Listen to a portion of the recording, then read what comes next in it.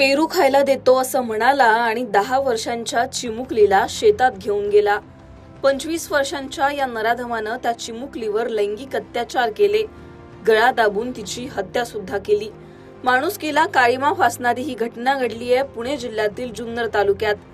पिंपळवंडी गावात शेजारीच राहणाऱ्या 25 वर्षांच्या नराधमानं 10 वर्षांच्या चिमुकलीवर लैंगिक अत्याचार केले।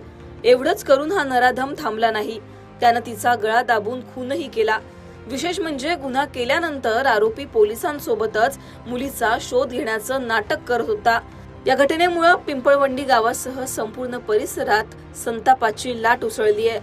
18 तारखेला दुपारी 2च्या सुमारास ही धक्कादायक घटना घडली। पिंपळवंडी इथं राहणारी ही चिमुकली इयत्ता 4थीत शिकत होती। प्रकृती ठीक नसल्यानं ती मंगळवारी शाळेत गेली नव्हती। दुपारी सुमारे 1च्या सुमारास तिचे आई वडील कामानिमित्त घराबाहेर गेले। सायंकाळी ते घरी परत आल्यानंतर मुलगी घरात नसल्याचं त्यांच्या निदर्शनास आलं।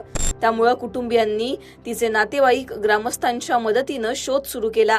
परिसरातील शेत, विहिरी त्याचबरोबर उपलब्ध सीसीटीव्ही फुटेज तपासून सुद्धा मुलीचा ठाव ठिकाणा काही लागला नाही।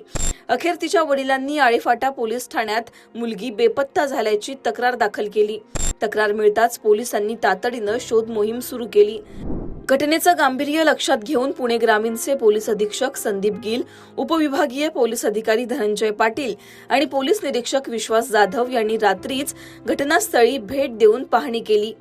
शोध मोहीम सुरू असताना शेजारी राहणारा संशयित आरोपी पोलिसांना मुलीचा शोध घेण्यासाठी मदत करण्याचं नाटक करत होता।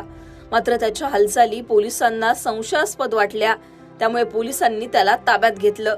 चौकशी दरम्यान पोलिसांनी कसून तपास केल्यानंतर त्यानं गुन्हा केल्याची कबुली दिली, अशी माहिती पोलिसांनी दिली आहे।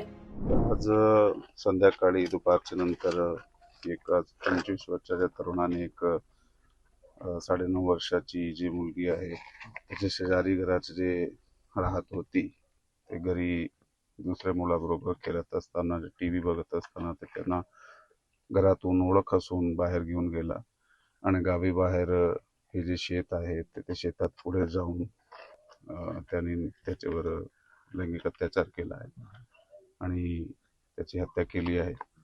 ह्याचा जे आरोपी आहे त्याला ताब्यात घेण्यात आलेला आहे आणि पुढील जे तपास आहे ते चालू करण्यात आलेला आहे।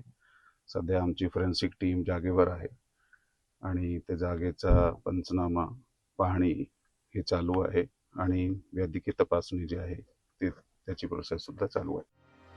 लेंडेस्थळ परिसरातील एका ओढ्याच्या कडेला झाडाजवळ रात्री 9:30च्या सुमारास चिमुकलीचा मृतदेह पोलिसांना आढळून आला। त्यानंतर पोलिसांनी घटनास्थळ ताब्यात घेऊन पुढील तपास सुरू केला। उपलब्ध माहिती आणि पुराव्यांच्या आधारे संशयित आरोपीला पोलिसांनी ताब्यात घेतलंय। या सगळ्या घटनेमुळे आता परिसरात एकच संतापाची लाट उसळली आहे। नसरापूरची घटना ताजी असतानाच पुन्हा नव्यानं अशी एक घटना घडल्यामुळे या घटना नेमक्या थांबणार कधी असा प्रश्न आता पुन्हा उपस्थित झालाय।